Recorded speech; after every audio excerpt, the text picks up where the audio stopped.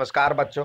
मैं अमरनाथ झा आपके समक्ष कक्षा 8वीं का गणित का वर्कशीट संख्या 22 लेकर के उपस्थित हुई है दिनांक 8 अक्टूबर 2021 के लिए। आज का हमारा टॉपिक है भुजाओं बहुभुज का वर्गीकरण। जैसा कि आपको पता है, किसी बहुभुज का विकर्ण जो होता है दो आसन्न आसन यानी अपने क्रमागत, यानी इसके इस शीर्ष के ये बगल वाला है, ये बगल वाला, इसको छोड़ करके ये आसन भुजाएं हुआ, तो इस उसको छोड़ करके आसन्न शीर्ष को छोड़ करके यानी अपने बगल वाले शीर्ष को छोड़ करके अन्य शीर्षों को जोड़ने से प्राप्त होने वाला रेखाखंड होता है। आइए अब निम्नलिखित बहुभुज की आकृतियों के विकर्ण को ध्यान से देखें।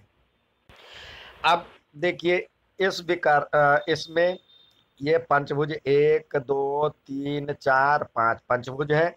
इसके विकर्ण को ध्यान से देखिए, नीले कलर से विकर्ण को बनाया गया है। और ये चतुर्भुज 1 2 3 4 चार चतुर्भुज है। और इसके विकर्ण को देखिए ध्यान से। और ये भी चतुर्भुज है, इसके विकर्णों को भी ध्यान से देखिए। ये पंचभुज 1 2 3 4 5 6 षटभुज है। और इनके विकर्णों को देखिए ध्यान से कैसे जा रहा। और ये भी षटभुज है। ये इसमें भुजाएं 1 2 3 4 5 6 7 8 अष्टभुज है। तो इसके भुजाओं को देखिए। इसके विकर्ण आप बना सकते, इसमें दिया नहीं है तो यहाँ से ये गया, फिर ये हुआ, फिर ये हुआ, फिर ये हुआ, ये तो बगल वाला हो जाएगा, ये हुआ और ये हुआ। ऐसे ही हर जगह से 5 5 आएगा। ये तो है। इस तरह से 5 इसके विकर्ण आप खुद बना सकते हैं, ड्रॉ कर सकते हैं। तो आइए इसमें देखिए। और ये भी आपके इसमें भुजाओं की संख्या 1 2 3 4 5 6 7 8। तो ये देखिए इसके विकर्ण।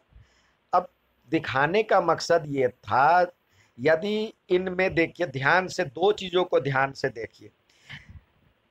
किस आकृतियों में कोई भी विकर्ण आपको बाहर की ओर नजर आ रहा है, उसके जो बाउंड्री लाइन है, बाउंड्री लाइन से बाहर, जैसे इसके दिख रहे हैं, इसके दिख रहे हैं, इसके दिख रहे हैं, तो ये अलग आकृति है।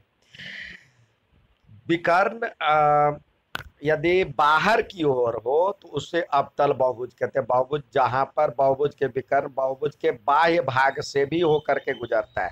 कोई एक भी बहुभुज बाहर की तरफ कोई एक भी विकर्ण बाहर निकल जाए तो वो अवतल बहुभुज कहलाता है। जैसे आपको इसमें दिख रहा है, एक विकर्ण ये बाहर की ओर निकल गया, ये इसमें ये दिख रहा है, और इसमें भी बाहर की ओर दिख रहा है, तो ये अवतल बहुभुज कहलाएगा। ध्यान रखें, अवतल बहुभुज किसे कहेंगे? जिसके एक भी विकर्ण या असंगत भुजाओं को जोड़ने वाले रेखाखंड यदि उस आकृति से बाहर नजर आए तो अवतल बहुभुज कहलाएगा। उत्तल बहुभुज, बहुभुज की कुछ आकृतियां ऐसी होती है जिनके विकर्ण बहुभुज के अंतर्भाग यानी भीतर हो, तो वो बहुभुज कहलाता है उत्तल उत्तल बहुभुज। जैसे ये उत्तल बहुभुज सारे अंदर हैं, इसके भी सारे अंदर हैं। उत्तल बहुभुज इसके भी सारे अंदर ही होंगे, तो ये उत्तल बहुभुज कहलाएंगे। अब आइए आगे देखते हैं। यहाँ पे दिया हुआ था जो कि नीली रेखा से चिन्हित बहुभुज के विकर्ण हैं। क्या आपने कुछ अवलोकन किया? तो हमने देखा जो कि किसी में बाहर दिख रहा था, किसी में अंदर दिख रहा था। विकर्ण जिसमें बाहर दिखते हैं, विकर्ण जिसका कोई भी विकर्ण बाहर नजर आ जाए तो उसको हम कहेंगे, बाहर जैसे ही आ जाए तो अवतल बहुभुज, और सारे अंदर हो तो उत्तल बहुभुज। अब यहाँ पे देखिए, बहुभुज के वर्गीकरण हम एक अन्य प्रकार से भी कर सकते हैं, जिसमें सारी भुजाएं एक समान हो। एक समबाहुभुज यानी समान भुजाओं वाला और एवं समकोणिक समान कोणों वाला होता है।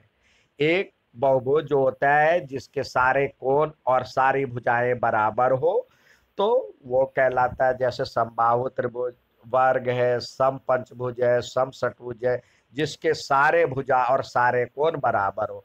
तो ये अष्टभुज है, सम अष्टभुज। ये त्रिभुज है, समबाहु त्रिभुज। ये है 1 2 3 4 5 और 6 भुजा है, तो षटभुज सम षटभुज। समान है, सब में सम लगा देंगे। ये इसका अलग नाम होता है वर्ग, जिसकी सम बहुभुज किसे कहेंगे, विषम बहुभुज, जिसमें कुछ भुजाएं कुछ कोण ही समान होते हैं, कुछ कोण समान होंगे। और जरूरी नहीं है जो कि कुछ कोण समान भी हो, असमान भी हो सकता है, या सभी भुजाएं या सभी कोण असमान हो।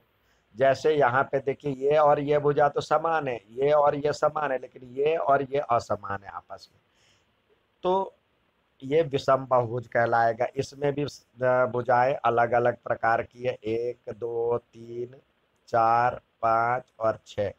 ये षटभुज हो गया, लेकिन अलग अलग भुजाओं के आकार का है। ये त्रिभुज है, जिसमें तीनों भुजा एक समान नहीं है। और ये 1 2 3 4 5 6 7 7 है, तो इसका हम सप्तभुज नाम देते हैं। तो सप्तभुज ये विषम सप्तभुज है, ठीक है। और जिसमें समान हो तो सम लगाएंगे, तो विषम ये है। अब निम्नलिखित आकृतियों को देखें, ये उत्तल दिख रहा है या अवतल दिख रहा है। उत्तल के लिए मैं बताया जो कि सारे अंदर की ओर, सारे विकर्ण, किसी कोई भी विकर्ण आपको इसमें बाहर की ओर दिख रहा है, नहीं दिखेगा, तो ये उत्तल हो जाएगा। इसके विकर्ण देखिए, ये बाहर की ओर नजर आ रहा है, तो ये अवतल हो जाएगा। इसका भी एक भी विकर्ण बाहर की ओर नजर आ गया, तो ये भी अवतल हो जाएगा। और इसके सारे विकर्ण अंदर दिखेंगे, तो ये उत्तल हो जाएगा। उत्तल जिसके सारे विकर्ण अंदर हो, तो ये और ये उत्तल हो गया। और अवतल में एक ये हो गया और एक ये हो गया अवतल, ये अवतल है और ये उत्तल है। अब कह रहा निम्नलिखित में से कौन सी आकृतियां सम या विषम बहुभुज दिख रहा है। अब देखिए, इसके तो ये विषम बहुभुज दिख ही रहा है, तो ये हो गया विषम। ये भी आपको दिख रहा है विषम। यहाँ पे सम तो दिख रहा है, लेकिन कोण, सारे कोण बराबर नहीं है, तो ये कोण या भुजा, तो ये विषम बहुभुज में डाल सकते हैं। विषम भुजा के आधार पर तो समान है, लेकिन कोण इसके अलग अलग हैं, ठीक है। और ये सम है, ये सम है। आइए और कुछ प्रश्न दिए हैं, देखें। यहाँ पे दिया हुआ है एक विषम पंचभुज और उसके विकर्णों के साथ बनाइए। विषम पंचभुज यानी आप एक ऐसे बना सकते हैं, एक छोटा,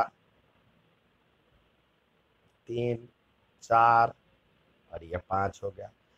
सारी भुजाएं अलग अलग हो सकता है, दो बराबर भी हो सकता है। इसके विकर्ण आपको बनाने हैं, तो ये विकर्ण ये होगा और ये होगा।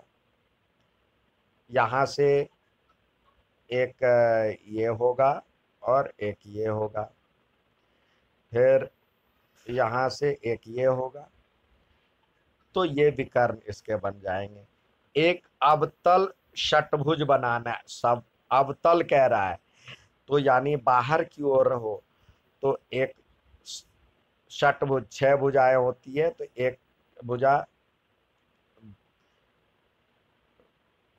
2 भुजा, 3 भुजा, 4 भुजा, 5 और 6 षटभुज हो गया। देखिए इसके 1 2 3 4 5 और 6। अब क्यों है षटभुज उत्तल अवतल, क्योंकि एक विकर्ण बाहर की ओर है, हो जाएगा। अब उत्तल चतुर्भुज बताना है। उत्तल चतुर्भुज आप बनाइए। चतुर्भुज जैसे 4 भुजाएं होती है, एक, अब आप इसमें वर्ग भी बना सकते हैं, कोई ये नहीं दिया हुआ है, 2 3 और 4। कैसे भी बना सकते। अब सम षटभुज जिसके सारे भुजाएं एक समान हो, तो अब इसके लिए ये ऐसी आकृति आप बना सकते हैं।